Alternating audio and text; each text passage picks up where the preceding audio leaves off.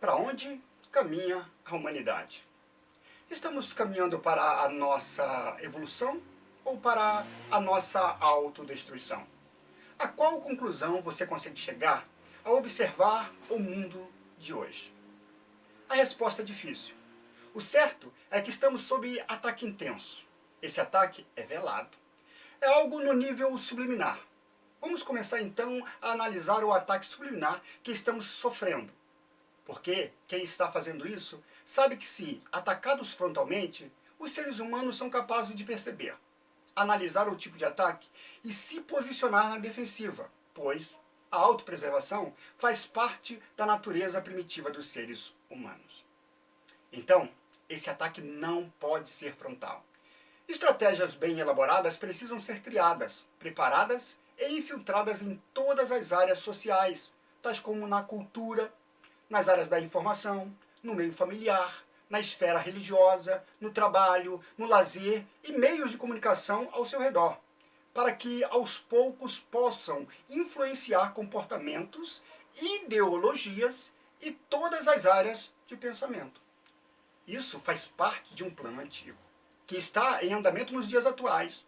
Você pode me ouvir por mais alguns minutos para entender melhor o que quero dizer? Depois que essa primeira etapa for iniciada, a segunda parte do plano é ocupar a mente das pessoas com coisas banais, futilidades do dia a dia, fazendo assim que sejam apenas repetidores de informações e não consigam pensar profundamente sobre elas, formando assim indivíduos alienados e não questionadores, que aceitam cordatos todos os tipos de ideologias nocivas à vida em sociedade. Essas estratégias fazem também com que muitas pessoas sintam a necessidade doentia de estarem conectadas o tempo todo em suas mídias sociais. Observem também que todas as estratégias possíveis são usadas para que as pessoas não tenham tempo.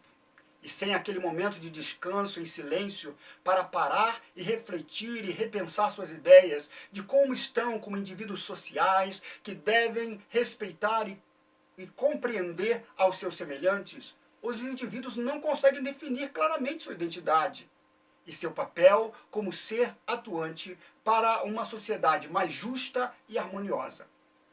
A realidade é que muitos estão sem controle de seus pensamentos e emoções. Depois que o cenário está preparado, vem a mais danosa estratégia do engano: fazer com que as pessoas acreditem que podem dar vazão a todos os seus instintos animalescos inerentes à sua natureza corrompida. Por que digo animalesco? É porque pouco pensamento crítico é necessário para se deixar levar por essa estratégia. Basta deixar o instinto animal estar no comando.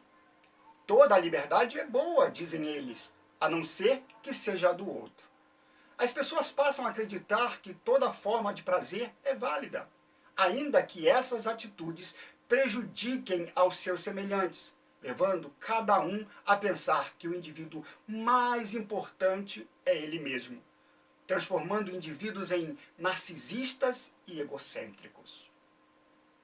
Quando nesse estágio o altruísmo desaparece e o indivíduo passa a não se importar com mais ninguém ao seu redor, a não ser com ele mesmo, pois eles têm o direito de ser felizes a qualquer custo, passam assim a se rebelar e a quebrar todas as regras e leis, ainda que sejam leis naturais.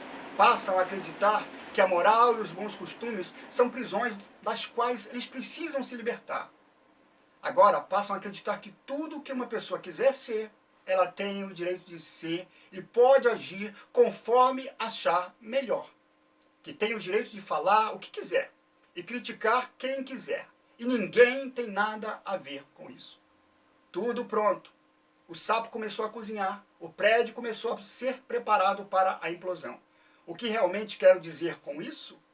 Em experiências com anfíbios, descobriu-se que, se jogar um sapo na água quente, ele salta de lá para não morrer.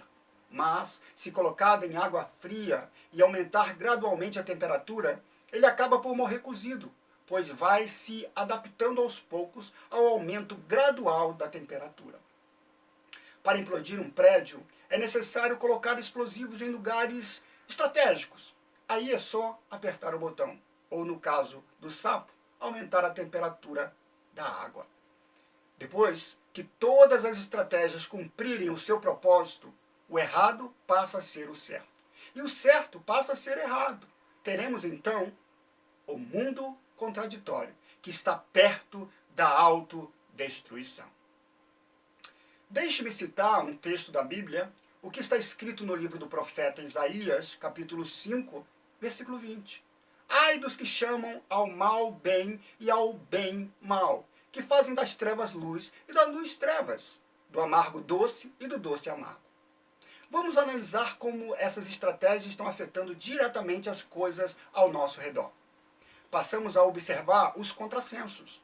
A rinha de galo é crime, pois nada mais cruel do que dois galos brigarem entre si. E eu não sou a favor disso também.